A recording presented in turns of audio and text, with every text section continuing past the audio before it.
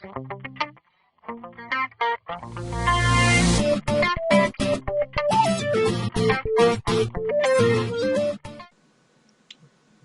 guys, what's up here? Dan here with a new video. Well, it's pretty much an update on the last video that I did when we were at Alternate Universes, and it was pretty much me and Tyler speaking about the tech ideas for the modern format, what could possibly help, and I'm gonna try to see if I can show you guys some old techs, some new techs, some odd techs, and just kind of things to kind of just start thinking outside the box with the new rotation of the current format sort of shifting, with the release of Fire Fists and soon to be Fire Kings and all that other fun stuff. A lot of the older decks like windups and like mermails and stuff will either start dying out or they won't start seeing as much play since the format becomes reset.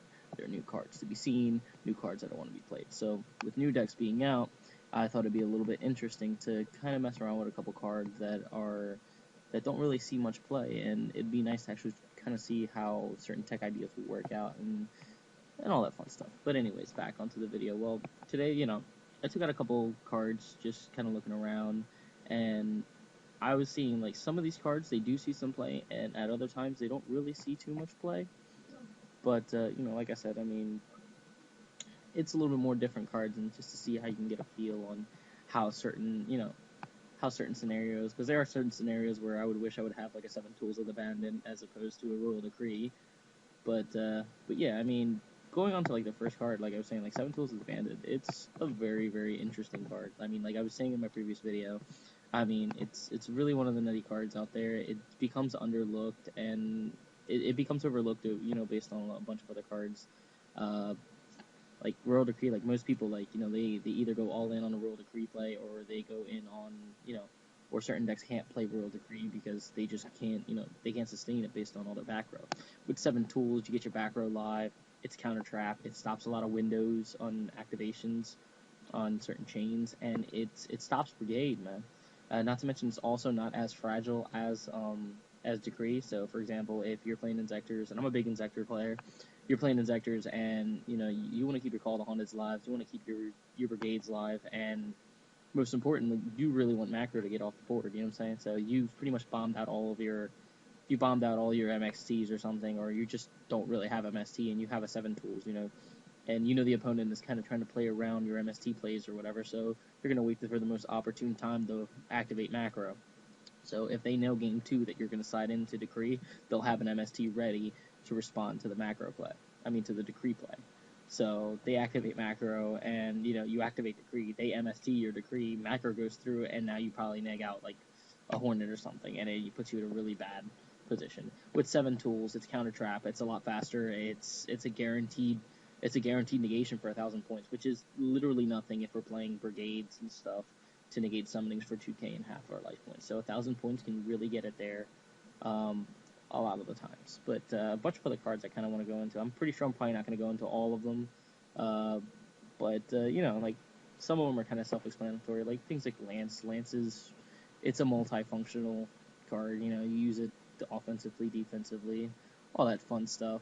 Dress is pretty much, it's been seeing a little bit of play, but a lot of the times I've been seeing people maybe tech one in their side deck as their 4th Lance, or, they just kind of want to experiment with it. It's not really the best tech choice, but I thought, it could at least be, be shown out over here and, kind of explain.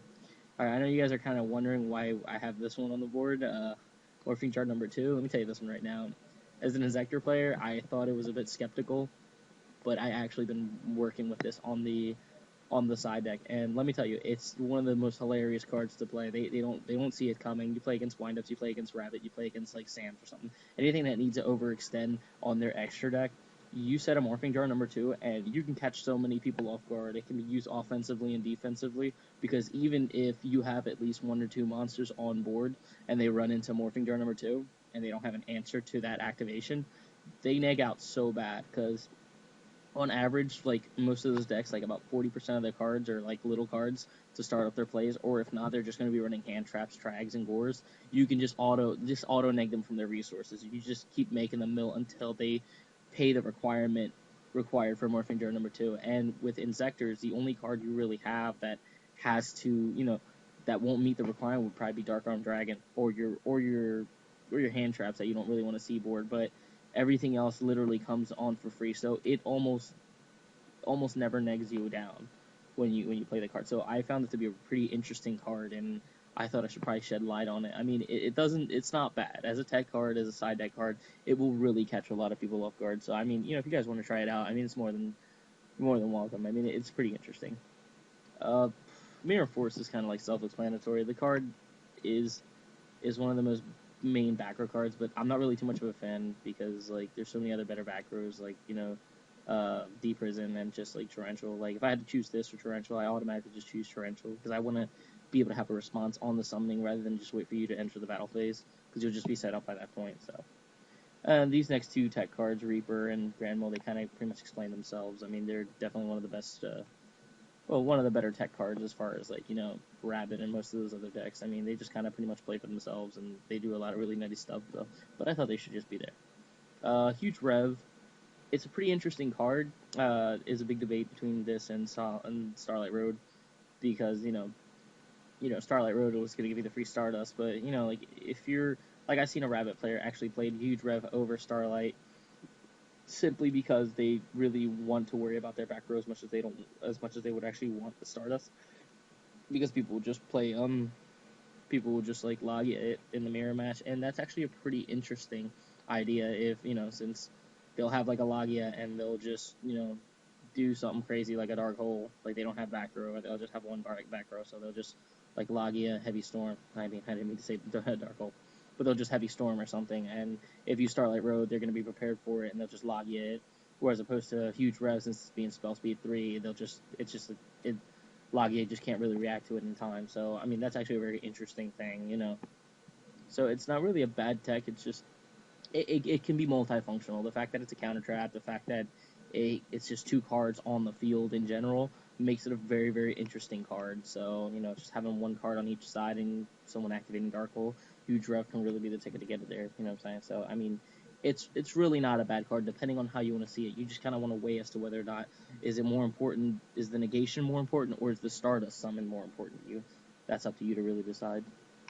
Other two cards is like the Nobleman Crossout, Nobleman Extermination. Crossout's not bad as far as when you're playing against Chaos, because if you just hit that Raikou, they're just like, oh well, there goes my milling. But it's not really the best card in the world simply because it has to be like an early game answer, because you have to hit that Raikou early game, because if by turn 2 or turn 3 they're gonna do all the milling that they need and it just beat you in the face of Chaos and you just auto lose. But it's also pretty interesting. It's also a pretty good answer against Gear Gears and all that fun stuff. So it's definitely, like, depending on how your playstyle is and how you kind of want to mess around, if you want to get a free, smash a face down real quick, I mean, it's definitely not a bad card to kind of mess around with. Alright, now, Nomad Extermination, I thought it was a very interesting card. Like, I've been seeing some people, they'll probably play one in their side deck, because they just have the free space. And let me tell you something, like, the people that I've actually seen play this card, there's been some very, very interesting, like, responses with that. Like, I mean, there would be times where, like, somebody would just like Nobleman like a warning. Just hitting 2 warnings off bat is like awesome. Like you don't even have to worry about warning anymore.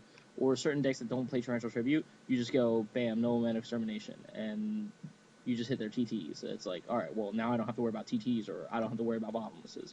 It takes them both out of each deck, takes them automatically out. But if you're not playing a deck that plays common back row, or that you would actually be willing to sacrifice that specific back row in order to make the duel continue. Like, I play in Zekers, and if I hit a bottomless, I'm completely fine with that, because I'll take out my bottomlesses to be sure that my centipedes are live throughout most of the time. You know what I'm saying? The only thing at that point I would really have to worry about is TT, and even then I'm going to have Call of the Haunted and all that stuff. But I wouldn't want a bottomless to hit my centipede, because I don't need it to be banished. So it can really be a multifunctional card, and can really be useful depending on as to whether or not you want to take full advantage of that trap removal or not. Messenger is kind of self-explanatory. Definitely one of the best cards in the format right now. You just play it on the board. You stop virtually everything for 100 points a turn. That's just absurd. You just get free points. So you're literally just paying 100 life points to stay alive, which is unbelievable. As opposed to we just pay so many things. So